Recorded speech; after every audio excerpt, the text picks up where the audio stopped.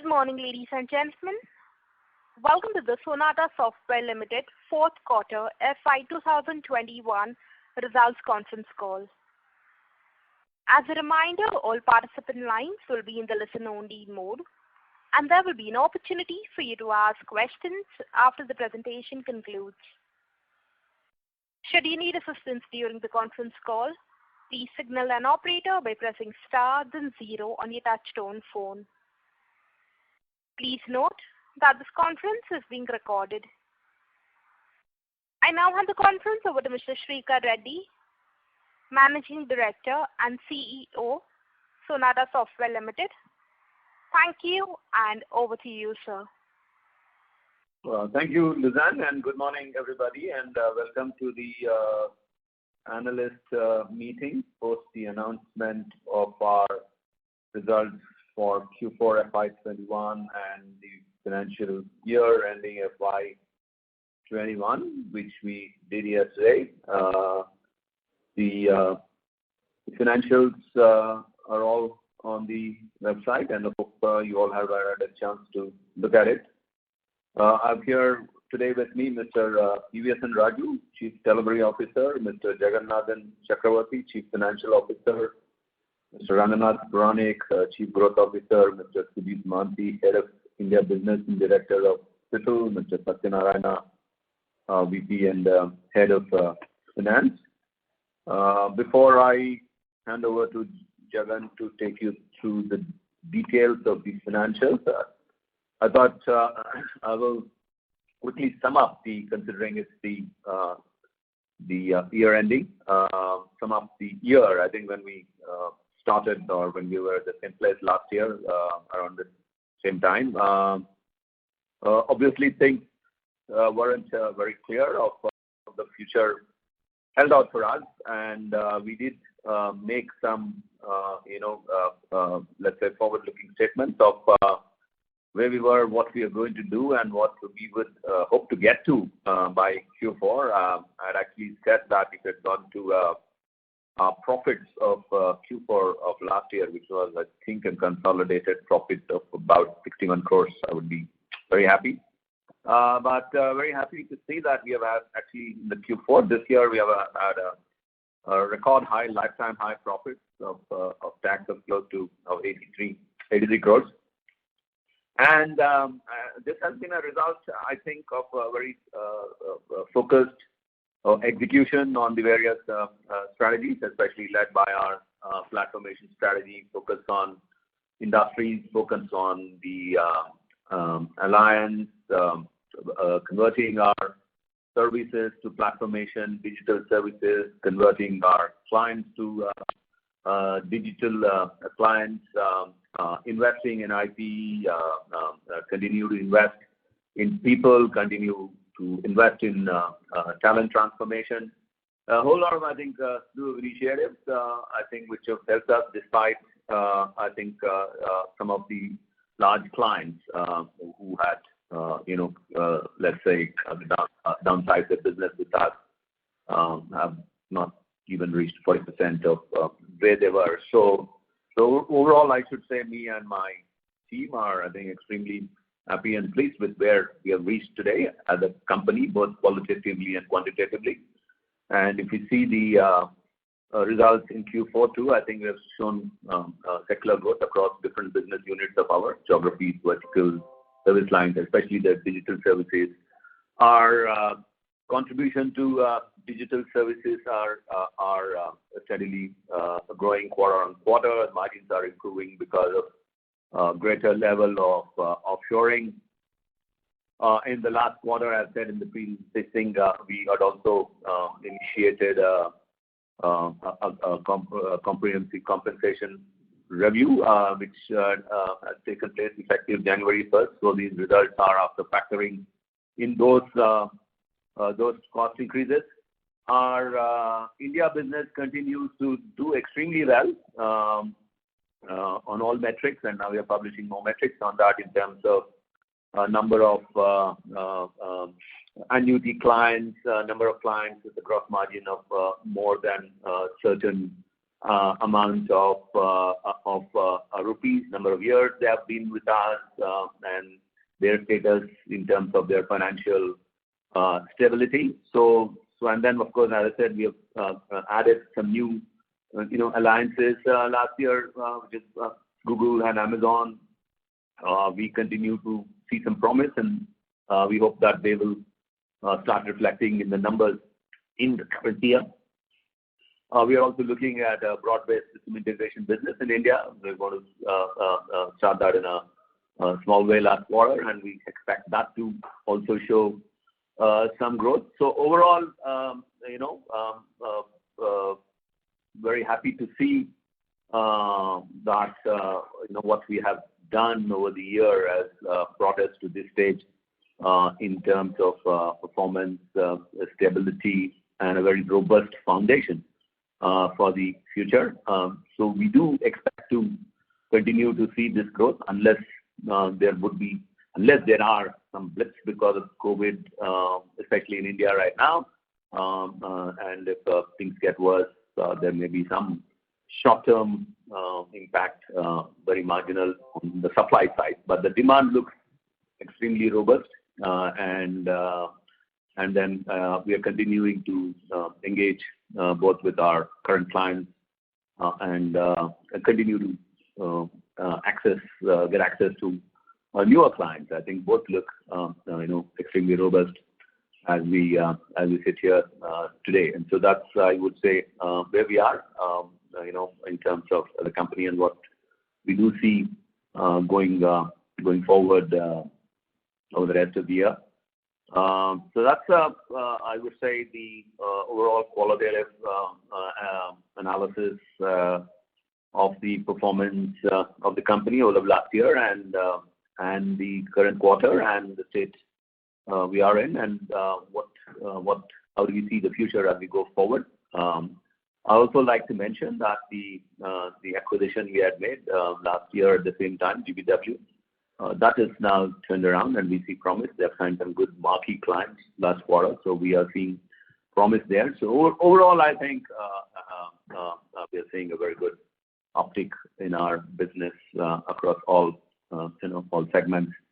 So I'll hand over the microphone to Jagan, and he'll take you through the detailed financials, and after that, we'll be very happy to take any questions you may have. So thank you all again. Thank you, Shikhar. Good morning to all. Thanks for joining for this Quarter 4 2021 update, financial update from our side. I'll start with the performance update now. If you see here, the consolidated financial performance is continuously, we have done quarter on quarter. The CAGR growth has been 4.5% in terms of revenue, and the EBITDA CQGR is about 4.1%, and the PAT is also continuously growing. This is in spite of the impact of COVID last year. All of you will know that last year, when we are closing the March quarter, we have updated that there will be an impact on our revenue and profitability. As Mr. Shikhar was updating, we have done a record profit in this quarter at the consolidated level, and a very solid growth in terms of revenue as well as in terms of the cash flow. Getting into the international business has done a very, very strong, continue to have very strong revenue growth and very strong EBITDA growth. We have reached this performance. We have a CQGR growth of revenue of 2.2% for multiple quarters. Last 12 quarters we are talking about, continuous growth has been there. In spite of the major impact in our international business, our EBITDA has been having a CQGR growth of 3.5% and PAT growth of 2.5%. We are a very, very profitably strong growth company in terms of international business. This quarter, our quarterly dollar revenue has grown 7% quarter on quarter. This is the industry leading performance on constant 2.2%. It is also an industry leading growth in terms of dollar performance. We have a very, very strong profitability growth in this quarter. which has been highlighted to you by Mr. Shikhar Reddy. We have our international business has continued to have a very, very strong pipeline and strong growth in this. As he said, we are expecting the strong performance to continue in the coming quarters also. The domestic business has been really a stellar performance from their side. In spite of all the COVID impacts and in spite of all the uncertainties, they have done a solid growth of revenue of CQGR of 5.7% in the last 12 quarters and EBITDA growth of 6% in the last 12 quarters and PAT CQGR growth is 7.3%. They have been a very, very solid performance from their side in spite of all this COVID impact in across the businesses. This one important point to be highlighted is in all the 4 quarters in this year, this business has turned out to be a positive cash flow and there is no zero investment on working capital from our side in all the 4 quarters in this year. Very strong cash performance, very strong revenue growth and profitability performance from this business. Now coming to the financial summary, if you see here, the international business has a solid growth. This is in terms of rupees. I have covered the dollar growth already. You have a EBITDA of 390 crores in this international business, 90.5 crores, and a PAT of around 60.5 crores. Compared to last year, the same time was only 45 crores. We have solid performance, 34% growth in PAT in this quarter, year-on-year growth. And the domestic business is having 22.6 crores compared to 16.6 crores last year. And last quarter, after adjustment of Vivad Se Vishwas also, it was around 18 crores. We have still the solid performance of more than 25% growth quarter-on-quarter also on domestic business. The consolidated profit is in record high of 83 crores compared to the 61 crores, 62 crores what we did last year. For the whole year, we have done around 244 crores of profitability in spite of all the COVID impact. We have our revenue has been 4,228 crores and consolidated compared to 3,743 crores, a solid 13% growth year-on-year. Coming to the operational performances, our US business has grown. US business has contributed 51%. This quarter, we have 54% contribution, 54% of last year to 51% current year. The UK has solidly maintained at a 25% contribution, and rest of world is about 24%. The revenue by industry, our ISP has continued to be at good performance of around 33% contribution. 33% has been contributed by ISP industry. And the travel continues to be at around 10% after the huge impact from the second largest customer. The distribution and manufacturing has been solid performance from last year, 4% to 8.5%. Retail essential is about 8.5% from 4%. And retail non-essential continue to do well this quarter. It has also performed well. Commodity business is contributed around 7%. It has a stable level.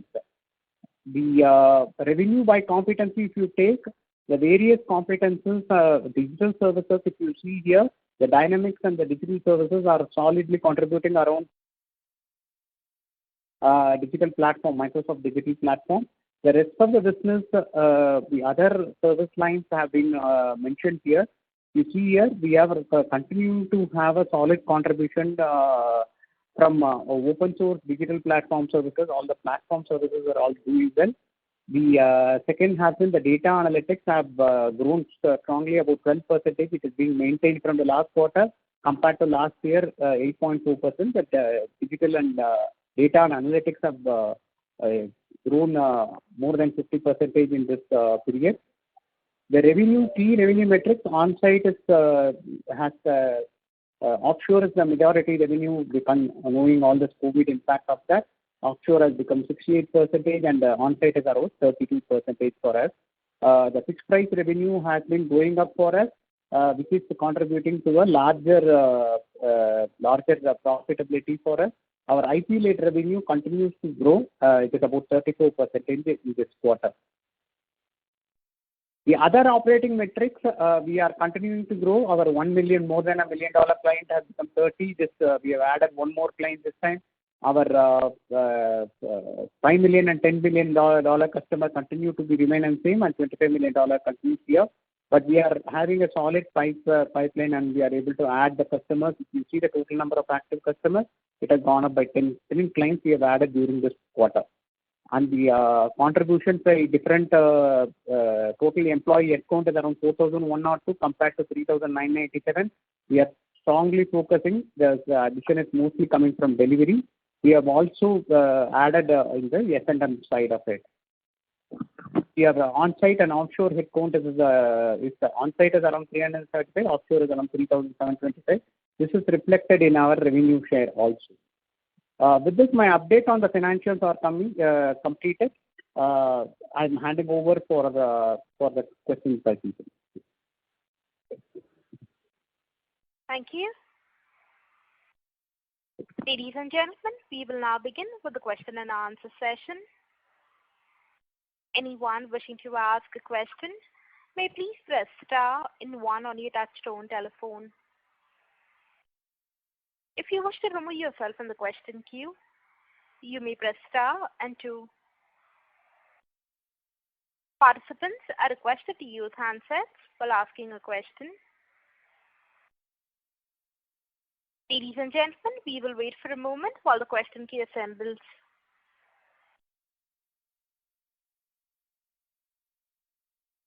The first question is on the line of Baidik Sarkar from Unifi Capital. Please go ahead. Sreekanth and Jagan, hi, good morning, and congrats on an exceptional quarter. I hope the team's doing well. A couple of questions. First up, what are your conversations with your European travel clients telling you on the demand environment today, and especially TUI? How much of the 20% would you reckon we've managed to claw back? And as things stand with TUI today, what's the outlook on their demand and IT spends for the year ahead? All right, thank you.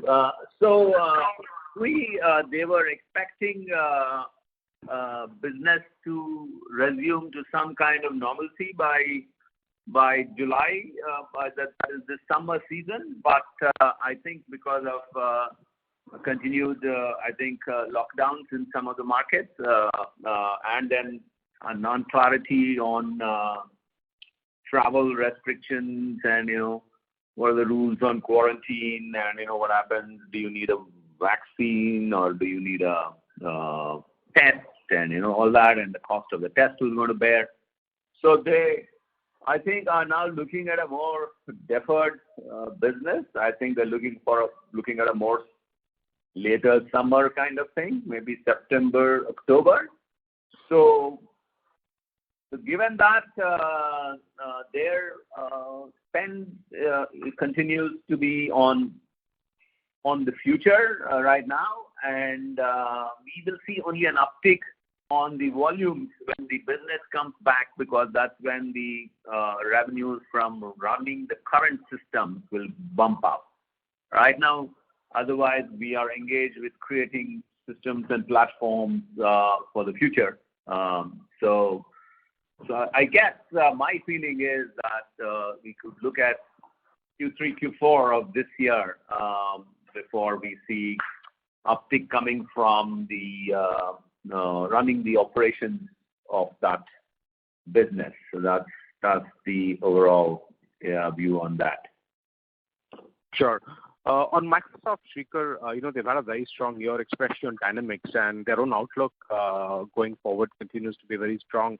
But as an OPD partner, I'm not sure if we've mirrored that rate of growth. My question really is it fair to expect us to mirror that rate of growth going forward? And what is your ramp up with Microsoft and the OPD vertical entity? So on Microsoft, as I said, there are two motions we have. One is on going to market with them, and the other one is providing services to them. So I'm assuming your question is aimed at the go-to-market, right? Sure. All right. Yeah. So we continue to see traction, as I said last time, on the Dynamics go-to-market side. Obviously, considering that these are project-based businesses and they are not annuity businesses, so you need to continuously get more projects kind of stuff, and then the annuity out of that, drops to not a large sum of the original amount kind of thing. So we continue to see good traction in the market on the Dynamics side as we engage in different industries, whether it's retail or service industry or agri-business, manufacturing, distribution, and the modernization, which I spoke about last time. So we continue to see good traction there. I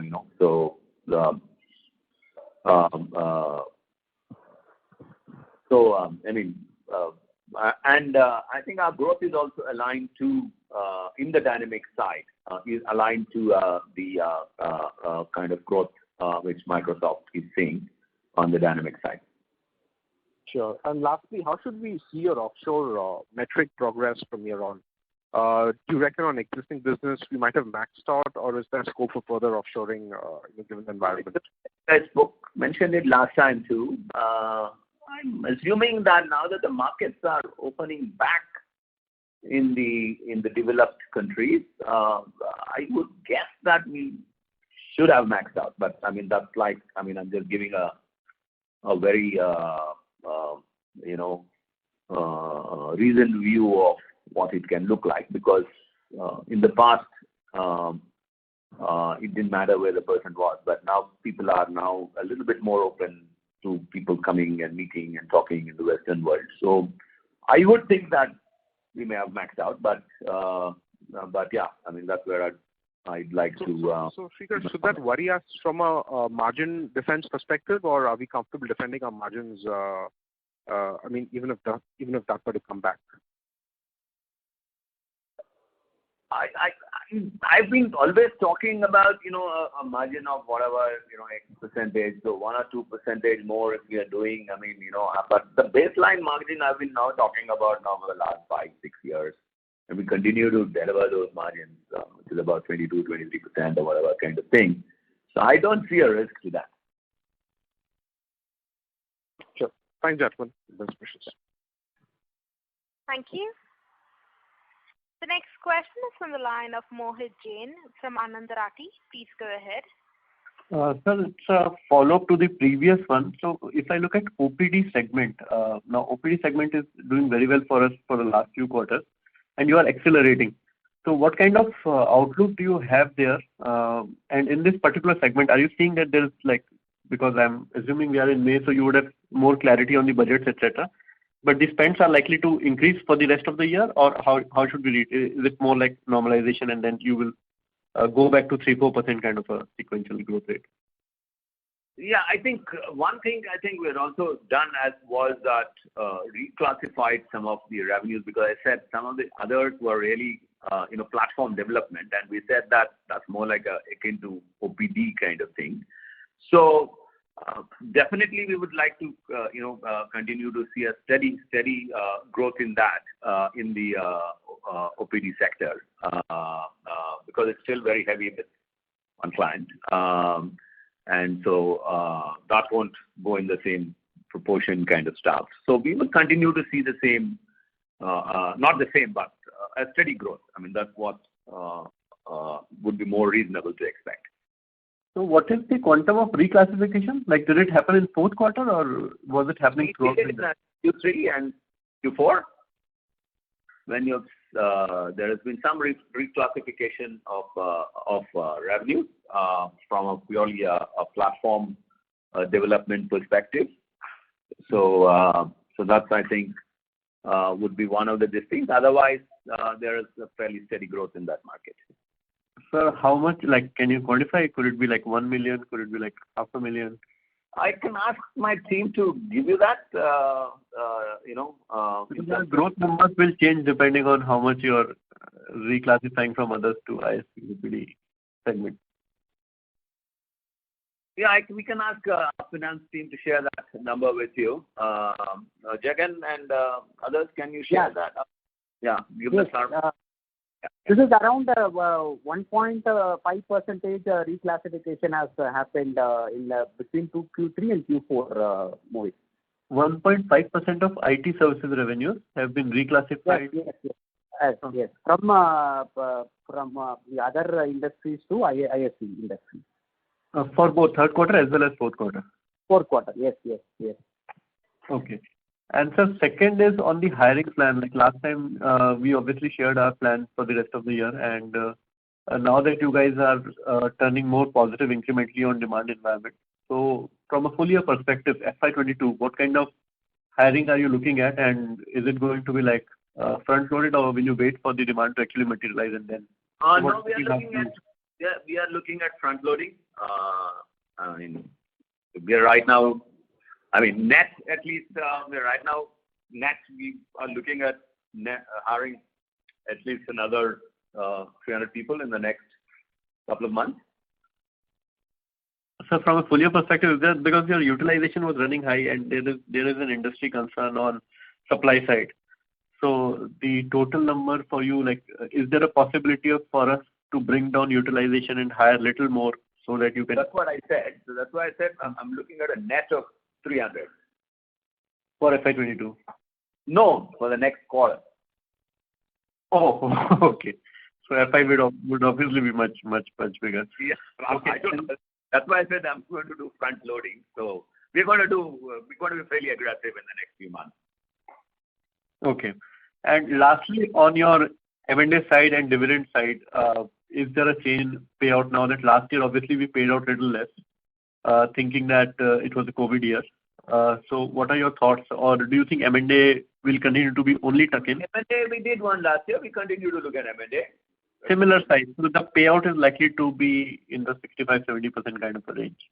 Is that a fair assessment? Or? Correct. Yeah. Even I think this year the payout was about 58-60% of the consolidated profit. So we'll continue to do that. So that's not going to change.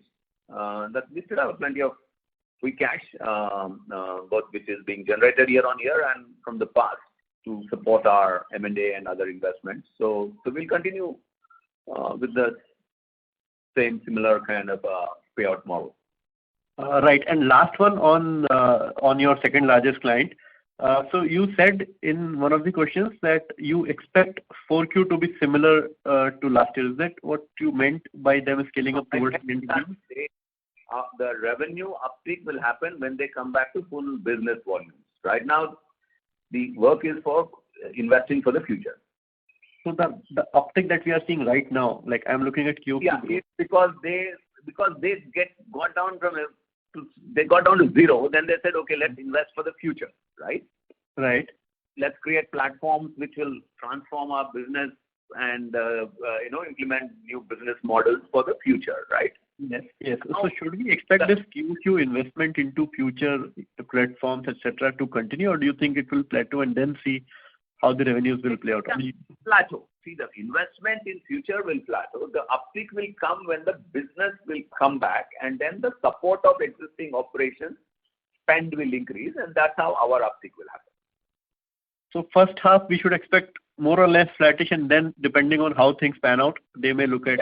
Yes, that would be a very good, reasonable expectation. Okay. Thank you, sir. That's all from my side. Thank you, Mohit. Thank you. A reminder to the participants, anyone wishing to ask a question, may please press star and 1. The next question is on the line of Madhu Babu from Canara HSBC. Please go ahead. Yeah, hi sir. Congrats on a good quarter. So just on this other income which was strong this quarter, so what was the breakup? Because that has driven the PAT bit. Okay, I don't know. Jagan, Satya, can you answer that question? Yeah, other income for this quarter, 10 crores account from Forex. The other thing is interest income. Okay, so the margin, adjusted margin in IT services which has declined quarter on quarter, that was because of the wage hikes? There is a small drop in this. This is also because of the little changes in the year-end cost. Some cost catch-up is there, but it's a very, very small, minute change, ma'am. And it is also because of the other income. Okay, but wage hikes were given, right, this quarter? Or wage hikes, sir. That's right. Wage hikes were given this quarter, correct. Correct. Yeah. Because if I remove that and see the adjusted EBITDA, I think we are almost like 500 bits drop quarter on quarter. And second, sir, in terms of the growth outlook for next year, so in terms of the Dynamics implementations, etc., so I think there is obviously some travel restrictions still going on, and India is facing its own issues. So any disruption because of that, which we are seeing on that front, Dynamics implementation of those kind of service offerings? No, not because of the travel restrictions, because we lived through last year where there were more travel restrictions, kind of stuff. So that's not this thing. That's not going to be a consideration or a constraint. No. Okay. And sir, how have been the acquisitions? I think GW we have done this year. So how has been the cross-sell? Because initially we had faced some challenges. So how is it shaping up now? And the other acquisitions which we done last year, so how are those synergies playing out? Thanks. So that's what I've said, that the GBW has started turning around last quarter and will continue to do so as we go forward. They've found some good, large marquee clients in the last 2 quarters. We continue to invest in building the platform and offering newer services in the customer experience space and so on and so forth. So that looks extremely promising. The other 2, scalable is showing up in our ANZ business. So that's doing very well. Sopris by itself had a difficult last year because of the sector they were operating in. But otherwise, that sector is now showing more promise, the energy utility professional services sector. So we do think that that should do well this year. But they're all like, as I said, I mean, the underlying premise of each of these things continues to be strong in terms of the segments they operate and the value they bring into that segment. And sir, I think this year, is obviously last year has been a low base year for us and across the industry. So this year, I think even large cap are looking at 15% growth. So on our base, would we be comfortable to see a 22%, 23% kind of dollar term growth? Is it that we are gunning for? Yeah, I mean, that's what we are gunning for. Absolutely. Okay, sir. Thanks and all the best and stay safe. Thank you, Madhu. Stay safe. You too. Thank you. The next question is from the line of Amit Chandra from HDFC Securities. Please go ahead. Hello. So thanks for the opportunity. So, as you earlier have mentioned about the investment in sales and marketing, especially in the Microsoft channel. So, what is the update there? So, like what kind of hiring we have done in the sales and marketing, and also on the Microsoft channel, hopefully the Microsoft Direct Billing plus the go-to-market revenue for with Microsoft is around like 50% of the IIT's revenue. So what is the growth visibility, especially in the next 2 years?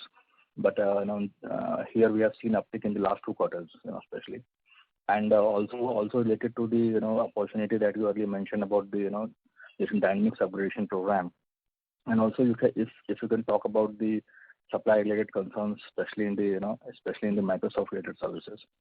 Thank you.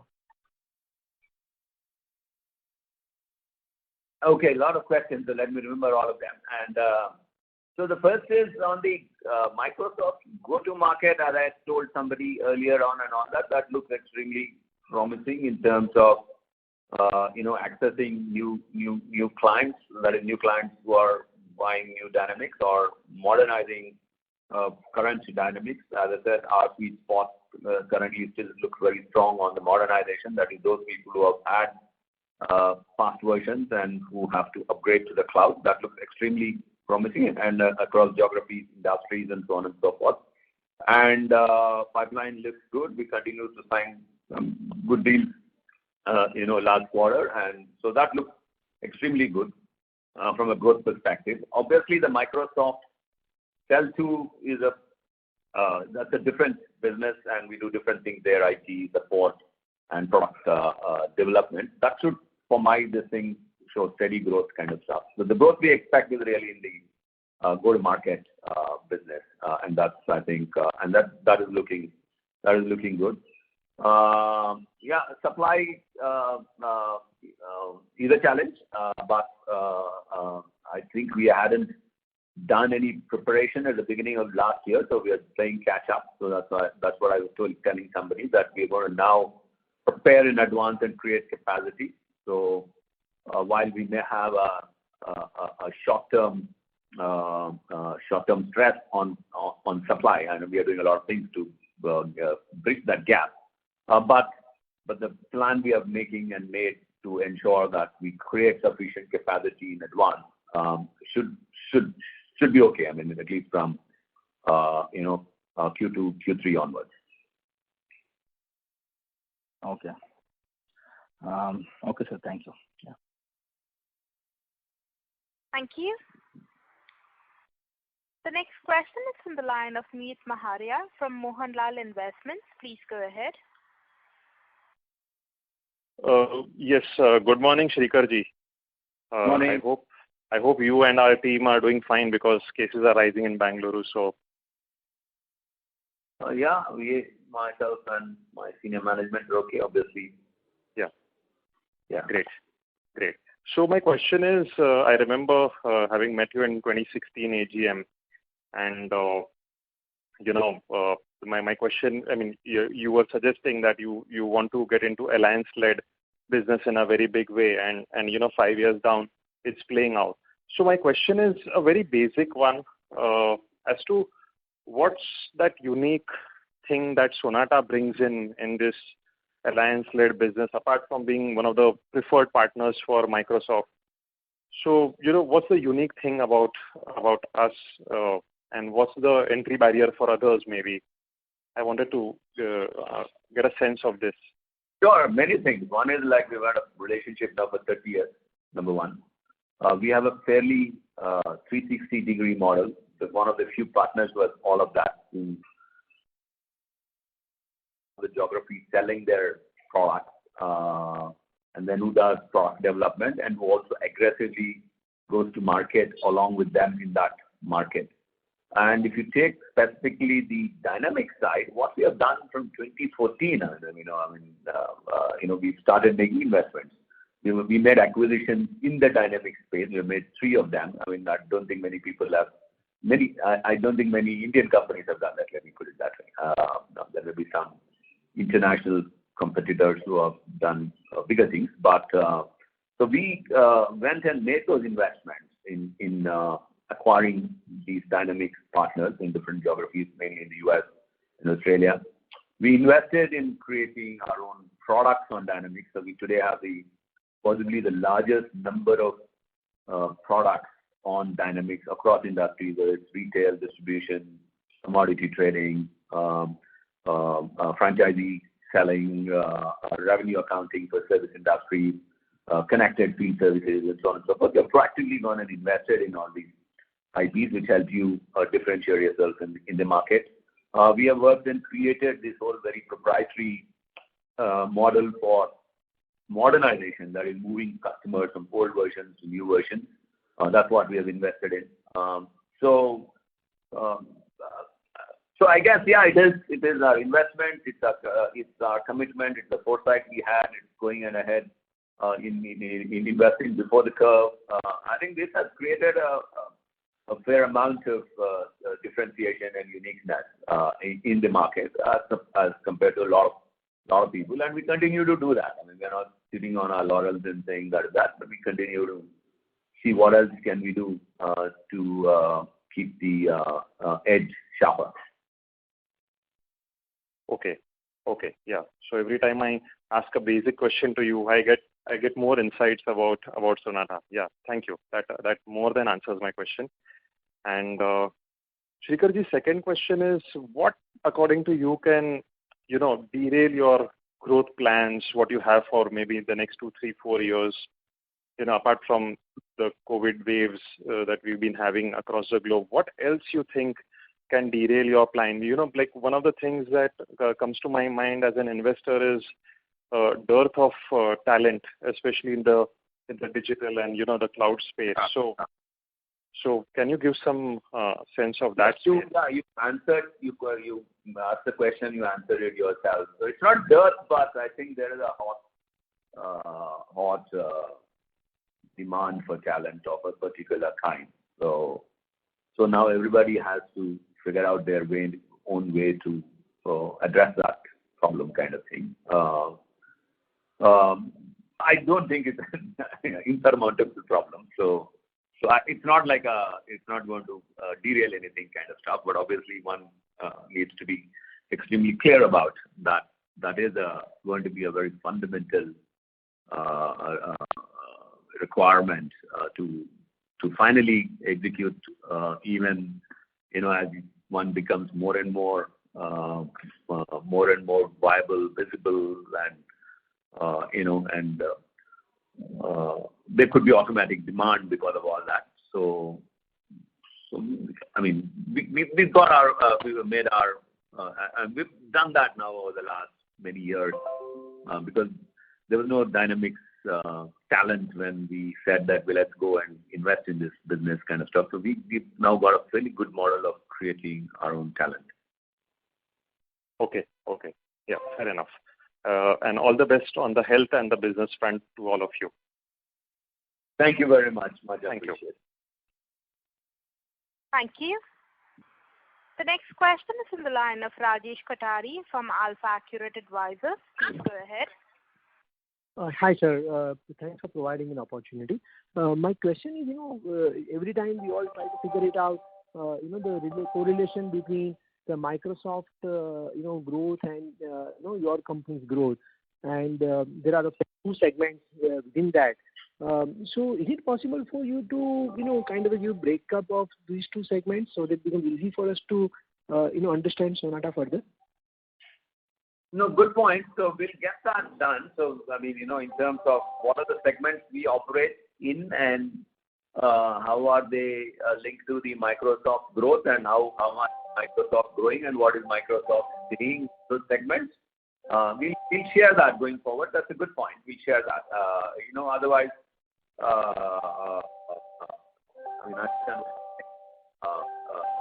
we'll share that going forward. Great. Sir, within the Microsoft business, you said go-to-market and second is basically, services to Microsoft. What will be the current breakup will look like? No, the breakup is one is shown up in the ISV business of ours, and the rest will show up in the other industry sectors. Understood. Okay, because the go-to-market is not, majority is not to ISVs, it's to industries, whether it is retail, distribution, manufacturing, agri-business, service industry, and so on and so forth. So that's where we solutions to. Understood. Yeah. So the second part, which is the one is of course very high, high growth, and second part is basically, the annuity kind of a thing. So what is when you say steady growth in that segment, how much that growth is basically? Sorry, I didn't understand the question. What is the annuity? One is basically go-to-market, correct? Where the growth is of course very high, as you already mentioned, it's a very promising number. And second is, which is to Microsoft, like a steady growth. So when you say steady growth means, is it like what, high teens or is it double digit? It will be like not high teens, but about 10 to 12%.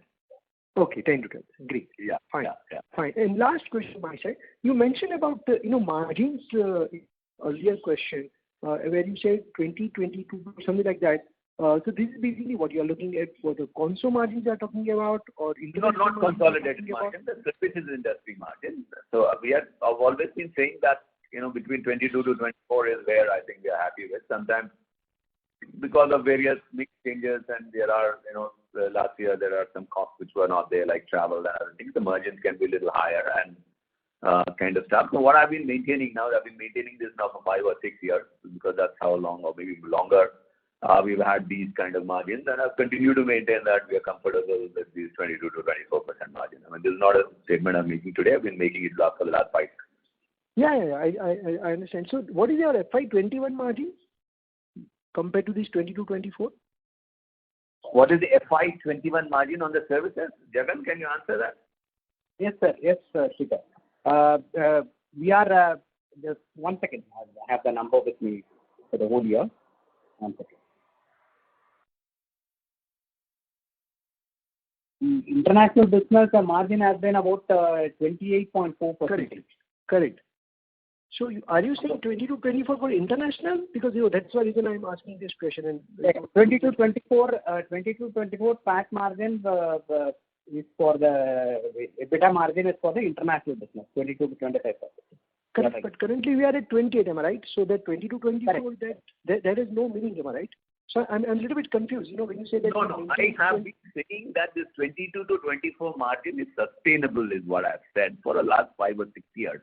But sometimes because there are the costs and maybe Shikhar, Shikhar, the last 5 years is now no meaning, correct? We all are looking for the next 5 years, am I right?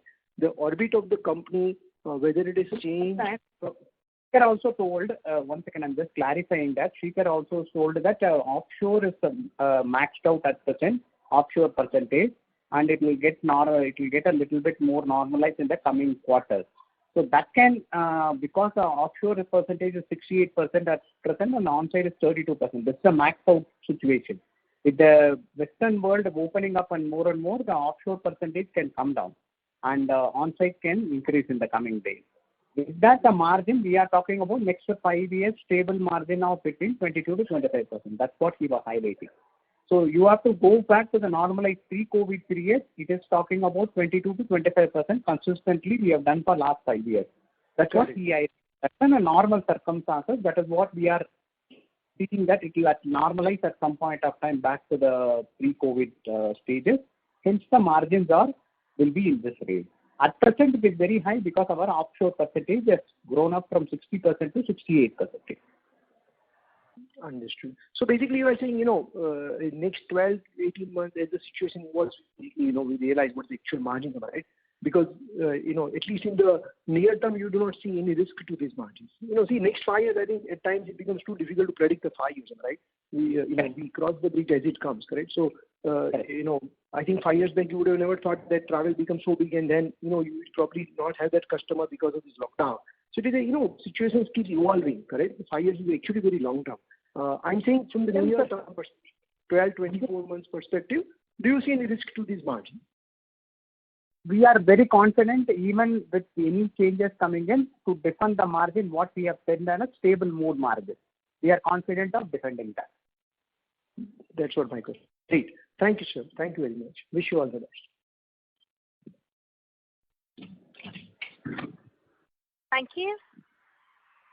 A reminder to the participants, anyone wishing to ask a question, may please press star and 1.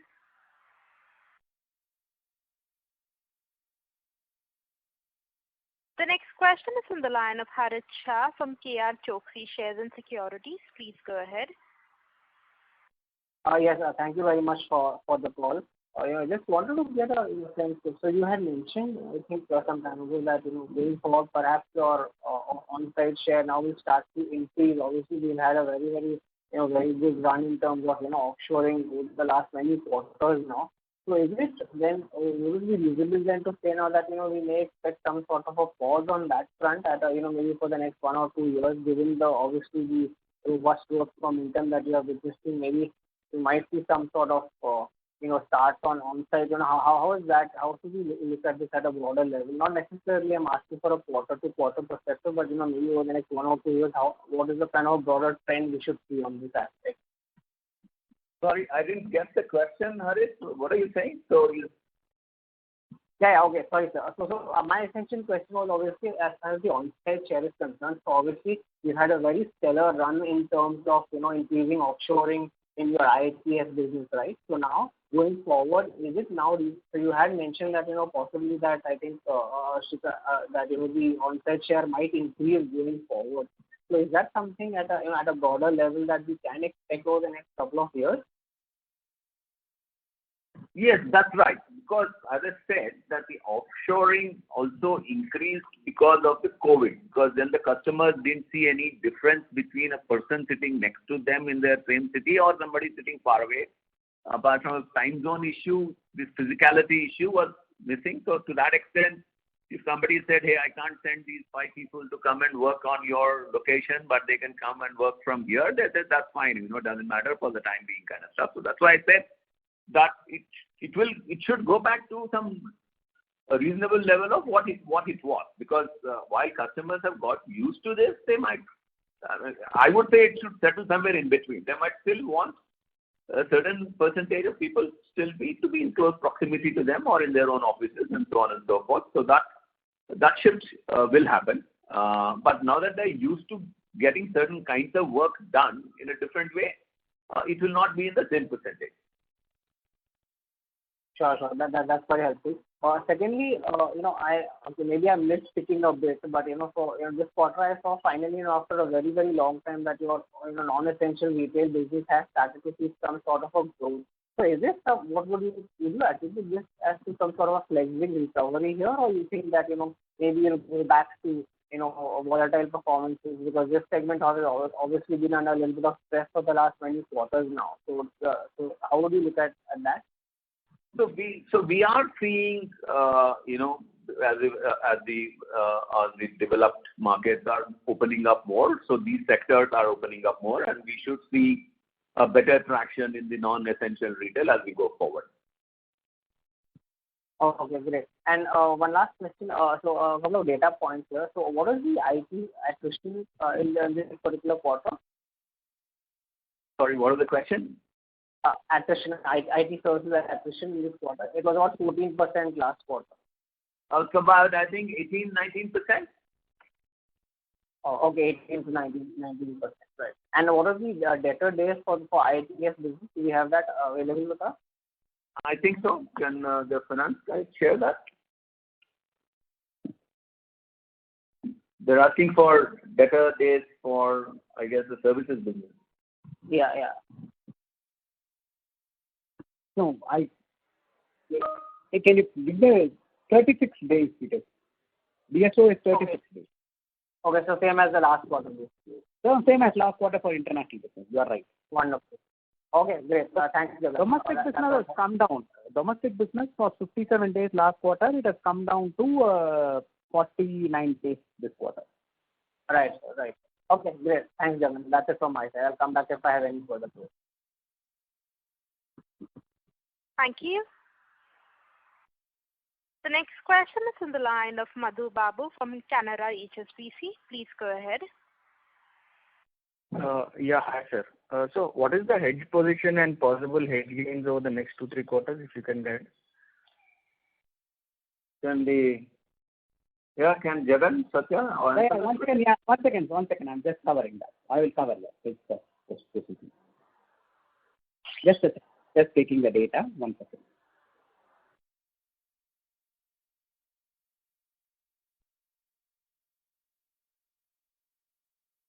We have covered about 80 to 90% for the next 2 quarters, and about 60 to 70% for the next other 2 quarters, and about 20 to 30% for the 2 quarters after that. This is the kind of policy what we have, and our average rate looks like for the next 2 quarters is USD will be 77 plus, and quarter 2 is about 76 plus, 76.5, something like that. Okay. And sir, the whole year is about 6 to 77. The whole year. So we will have hedge gains. In the coming quarters as well, if the rupees stays at the current level. Yes. Yeah. Okay. And sir, one more thing on the wage hikes. I think some of the mid-caps are giving 2 consecutive wage hikes to stem the attrition, like L&T Infotech has given in January, and again in April they announced wage hikes. Even large caps are giving the second wage hike in a span of 6 months. So for us, how do you see that wage cycle, and how are we posed to handle that? We did a very large wage hike I think almost on an average of, I think 11 or 12%. Normally it's about 6% kind of stuff. So I think we combined into one, and we'll watch it closely. I think internally we have now a very dynamic compensation review mechanism. So, and we are not very large. So internally we have said that we continue to review this on a monthly basis, and we'll take action as and when needed. So that's where we are currently. Okay, sir. Thanks and all the best. Thank you. Thank you. The next question is on the line of Devang Bhatt from ICICI Direct. Please go ahead. Hello, sir. Thank you for taking my question. Sir, in the previous question, you answered that you were aspiring to achieve 20-23% growth in FY22. So what would be the growth verticals and what in terms of geography, if you can help us? And did you say that your sustainable growth is 10 to 12%? And no, my last... I think Okay. Okay. Somebody said, is there an aspiration to grow? I said, yeah, that's what we are aspiring kind of stuff. The other question was, on a particular client, when I said it will grow steadily, what does that mean? So that I mentioned was 10 to 12%. Two different answers. Okay. And sir, what would be, key growth drivers in terms of vertical or geography going forward for you? And what would be, since your domestic business margins have been volatile, what would be a sustainable margins for them? Okay. See, the domestic business, as we said, we look at gross margins in an absolute sense, not as a percentage of margins. The percentage of margins can swing violently because of the size of the deal. When you can have extremely large deals, and the margins there are not very large. So we don't manage the business on absolute margins. We manage the business on gross margins. So I've said it in many things. So we will continue to show extremely steady growth in that business from an absolute margin perspective. And then the only control is that, how much of capital we put into that business, and that we've been managing extremely well. And so that should do very well going forward. Now, the sectoral growth, I think, our plan is, and our visibility is that, we're investing on the markets we operate in, we are investing on the verticals we are operating in, and we are investing in all the horizontals we are operating in. The expectation is to see a very secular growth across all these segments. Now, because of effectiveness of one over the other, if it gives a little different result, we'll take that kind of stuff. But our strategy and the opportunity is that to grow in each of the verticals, geographies, and and technology services we operate in, and we are making all the right investments across the board. Oh, thank you, sir. Thank you. The next question is from the line of Abhishek Shindadkar from Elara Capital. Please go ahead. Hi, sir. Thanks for the opportunity and congrats on a great quarter. Just alluding to some of the references you made that because of the work from home environment, offshoring has increased. And you also mentioned that, post the pandemic, there could be normalization of the same. Could you just highlight from a services standpoint, which services would have seen a higher offshoring during the pandemic, and maybe they could go back to more an on-site nature as the pandemic closes? Thank you. I think one big service which has seen that shift is the dynamic implementation services. Typically in that, customers would normally expect a certain percentage of the resources to be near them, and then the rest they didn't mind where they were kind of stuff. Because of this, that ratio has changed. So we will see that may not be shifting back to the same order which it was, but we'll definitely see a more upward shift in that particular service line.